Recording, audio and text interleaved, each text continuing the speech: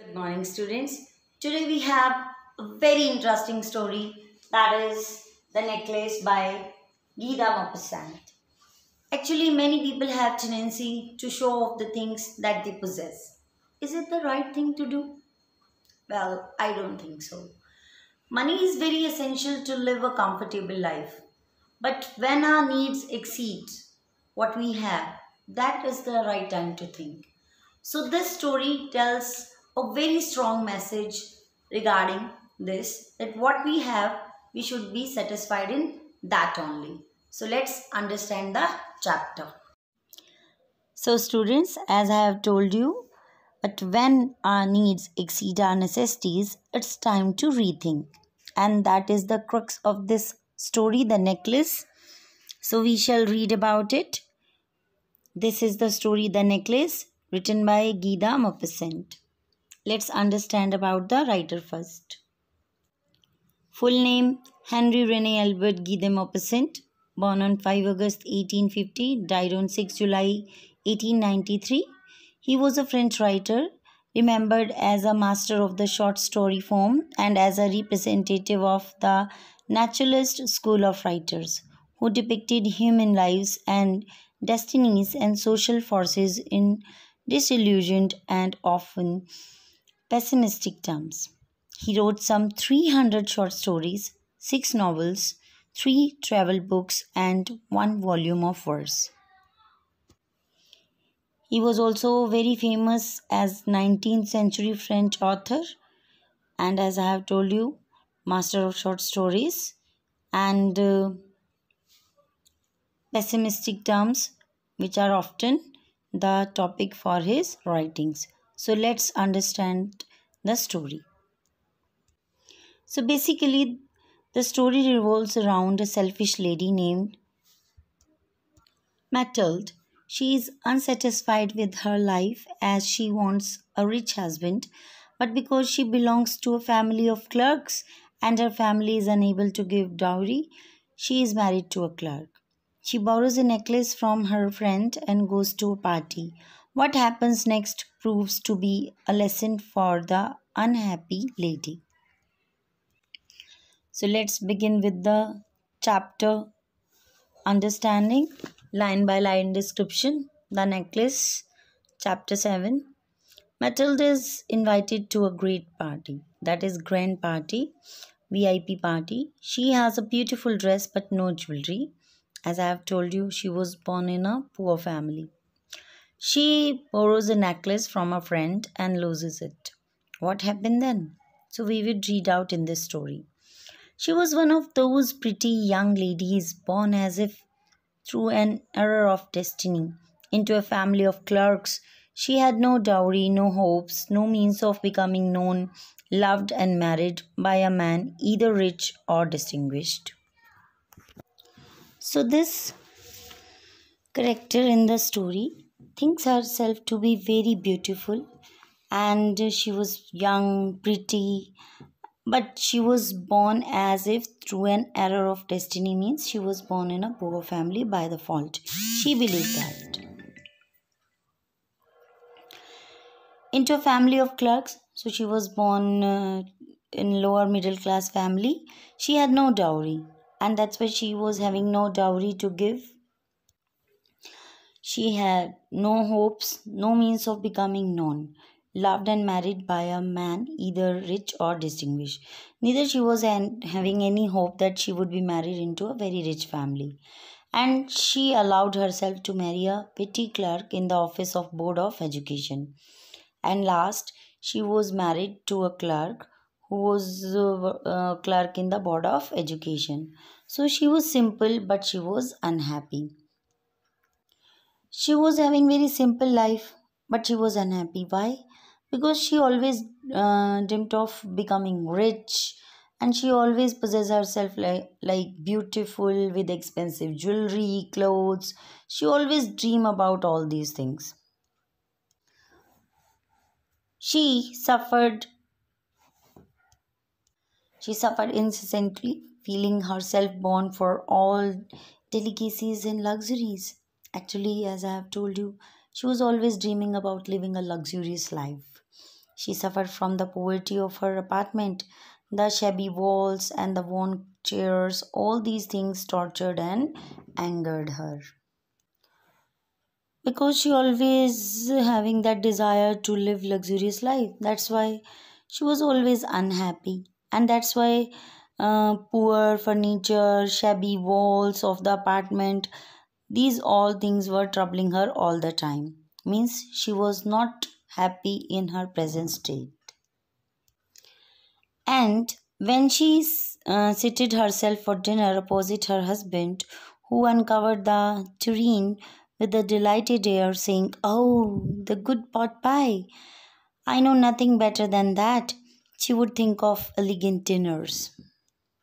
So, what she was dreaming at that time, when they were having only simple food like pot pie, means simple food made of rice.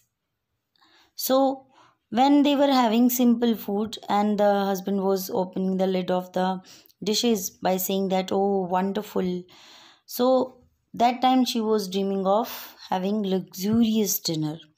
So she would think of elegant dinners of shining silver. She thought of the exquisite food served in marvelous dishes. She had neither frocks nor jewels, nothing. So she was having nothing. She was always daydreaming about everything. Neither she was having expensive clothes, neither she was having any jewelry, and she loved only those things. And problem was that she was having love for only those things. So, with this description of her, we came to know that she was very unsatisfied with her present life. She had a rich friend, a schoolmate at the convent, who she did not like to visit. Why? Why she did not like to visit that friend? She suffered so much when she returned because she felt so jealous whenever she returned from her home. She wept for whole days from despair and disappointment because that friend was rich and she could not live the same life. That's why she spent all the day weeping over her poverty, over her present state with hopelessness and disappointment. So one evening, her husband returned, elated. Elated means happy, bearing in his hand a large envelope. He was holding an invitation card in his hand and he was happy. "Here," he said, "here is something for you." So he presented a card to her. Okay, what was that card? She quickly drew out a printed card on which were inscribed these words: "The Minister of Public Instruction and Madame George Remphonium ask the honor of Mr. and Ma'am Loisel Company, Monday evening, January 18, at the minister's residence." So this was the invitation of a VIP party, a minister's party, and that's why the husband was so delighted because he knew that the wife loved to have luxurious life and liked to go to VIP parties and to attend luxurious parties. That's why he was so happy to give the invitation to her. Now, see what is the reaction of that lady. Instead of being delighted, she was not at all happy, as her husband had hoped. She threw the invitation spitefully upon the table, murmuring. She threw it on the table and started murmuring, "What do you suppose I want with this?" Okay, so she asked very rudely that, "What do you think? What I should do with this?" "But my dearie," and he replied with calmness by saying her that, "My dear, I thought it would make you happy. You never go out, and this is an occasion and a fine one. So this is the brilliant occasion that you could go," because he knew that she liked to go to luxurious parties. So everybody wishes one because everybody desired to go such a party, and it is very select. Moreover, the guests are very select, means all dignitaries would be there. Not many are given to employees. Even all the employees were not having this invitation. You will see the whole official world there, and moreover, you would meet many officials there. She looked at him with an irritated eye. She was so irritated by this and started looking at him and declared impatiently. Now she was impatient and said very rudely, "What do you suppose I have to wear to such a thing as that?" Now she was thinking what to wear to such a good grand party. He had not thought of that, and being so innocent, he never thought of that what she would wear to such a grand party. Why the dress you then he was also having fear from her. That's why he stammered and said, "Why the dress you wear when we go to the theater? It seems very pretty to me."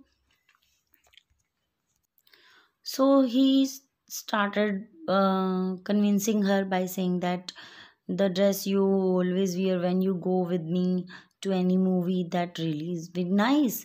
He was silent. Now he was silent, stupefied, and was surprised. Why? In dismay, he was also disturbed at the sight of his wife weeping.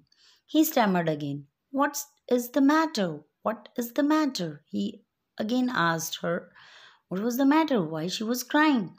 By a violent effort, she had controlled her vexation, means anger, irritation, and responded in a calm voice. Now she composed herself and responded, weeping her moist cheeks, "Nothing, only I have no dress, and consequently I cannot go to this affair. And moreover, this is the reason that I could not attend such a grand party." So, see how she would trigger him to buy a dress for her. So she would say, "Give your card to some colleagues whose wife is better fitted out than I. Kindly give your card to anyone else from your office whose wife would have better dresses than me." So now that would be an insult for Mr. Loisel, because they would make fun now that he could not even afford a dress for his wife. So he was grieved, but answered. So he was very heartbroken and very unhappy. But he answered, "Let us see, Mathilde, how much would a suitable costume cost?" So, how much a suitable costume would cost? Like, you want to purchase a dress, how much it would cost? Something that would serve for other occasions, something very simple. So he proposed that you must purchase a dress, new dress, for this party as well as you could attend other parties. She reflected for some seconds. No, she didn't at once reply him that what she wanted. Otherwise, he would refuse. So she was in a fear of refusal. So she reflected for some seconds, thinking of some that she could ask for without bringing with it an immediate refusal. See, she didn't want him to refuse the money at once. That's why she just took a time to think and frightened. Exclamation from the economical clerk. Finally, she said in a hesitating voice, "I cannot tell exactly." So she just made the point by saying that she couldn't calculate exactly, but it seems to me that 400 francs ought to cover it. And she proposed that 400 francs would be enough. So he turned a little pale because he was only a clerk and his pay was not that much. So, moreover, he was also having fantasies. Like he turned a little pale, he turned a little yellow, nervous, for he had saved just this sum to buy a gun that he might be able to join some hunting parties the next summer. So, both husband and wife were having fantasies. The wife was having fantasies to have a big house, expensive jewelry, and and having bungalow and mansions, leading a life of luxurious furniture, apartment, and all. Even not apartment, villa. And these lines shows that even the husband was also having fantasies to go for hunting. Mm, Generally, no clerk wish to go for hunting because hunting is for rich people, expenditure kind of thing, or their adventure thing. So he was also having that fantasy to go for hunting because with some friends who went to shoot larks on Sunday. So he also wished to go for such hunting expeditions. Nevertheless, he answered, very well, I will give you 400 francs. Otherwise, he was willing to give her 400 francs, but tried to have a pretty dress. And he also suggested her to buy a very pretty dress. So, when we would read out the next, so what fresh problem now disturbs Ma'am Lois? How is the problem solved? We would read out. The day of the ball approached, and Ma'am Loisel seemed sad. So, as the day of the ball was approaching nearer and nearer, Ma'am Loisel was becoming more and more sad, disturbed, anxious. Nevertheless, her dress was nearly ready. Although her dress was nearly ready. So, what was the problem now? She was having a very beautiful dress. Her husband said to her one evening, what is the matter with you? You have acted strangely for 2 or 3 days. Why you are behaving so weird from the last few days? So he was asking what was the reason of her unhappy state. And she responded, I am vexed. I am vexed not to have a jewel. So she just replied that she was irritated because she was having no jewelry to wear, nothing to adore myself with. She could not put herself with, like she could not decorate herself with any jewelry. I shall have such a poverty stricken look. So I would look so poor among those rich ladies. I would prefer not to go to this party. And again, once again, she refused to go to that party. He replied, you can wear some natural flowers in this season. They look very chic. Chic means rich. So he replied by suggesting that she could wear flowers, natural flowers, and that they would look very chic means rich. And this season, she was not convinced, but she was not at all convinced with this proposal. No, she replied, there is nothing more humiliating than to have a shabby air in the midst of rich women. So, moreover, I would be humiliated among those rich women by wearing such shabby flowers or cheap flowers. Then her husband cried out. Then, all of a sudden, the husband had a good idea. How stupid we are. Go and find your friend, ma'am, Ma'am Forrester. So he suggested to go to Ma'am Forrester and ask her to lend you her jewels and asked to lend you some of her jewels. She uttered a cry of joy. She was also very excited with this idea. It is true, she said. I had not thought of that. The next day, she took herself to her friend's house and related her story to distress. So she just narrated all her story, how she is so distressed. Ma'am Forrester went to her closet, took out a large jewel case, brought it, opened it, and said, choose, my dear. And when she went there, Madame Forrester asked her to choose from her expensive jewels. She saw at first some bracelets, then a collar of pearls, then a Venetian cross of gold and jewels of admirable workmanship. So Madame Forrester was having a good collection of all kind of jewelry. She tried the jewels before the glass, hesitated but could neither decide to take them nor leave them. Actually, she was in a dilemma whether to leave them or to take them.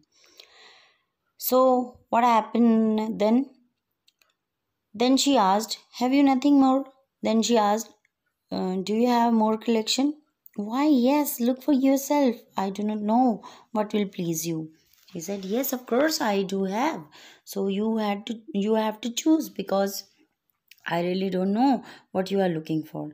Suddenly she discovered in a black satin box. So here the box is red, but actually it was black. Okay, so what she observed, a superb necklace of diamond. She noticed a very beautiful diamond necklace. Her hands trembled as she took it out. She replaced it about her throat against her dress. So notice that she even took her dress to her home to match the jewelry. And what she discovered, it was aesthetic. It was very elegant.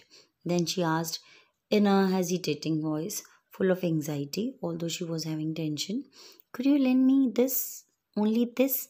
So she asked to uh, Madam Forrester, would she allow her to take that diamond necklace? Why, yes, certainly. And she replied positively that she could take that necklace with her. She fell upon the neck of her friend, embraced her with passion, then went away with her treasure. And then she took the necklace, went back to home.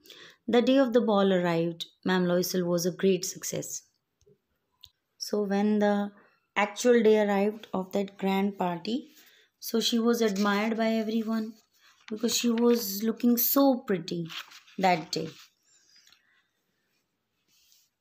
She was the prettiest of all, elegant, gracious, smiling, and full of joy. All the men noticed her and asked her name and wanted to be presented. So she was admired by everyone, and everybody wanted to dance with her because she was very beautiful. She danced with enthusiasm, intoxicated with pleasure, thinking of nothing but all this admiration. She was so much into that admiration, so much engrossed with that pleasure. So, this was the victory for her. This victory is so complete and sweet to her heart because she always wanted such kind of parties to be admired by everyone. So, today her dream came true. She went home towards 4 o'clock in the morning. So, notice that her party get over 4 o'clock in the morning. Her husband had been half asleep.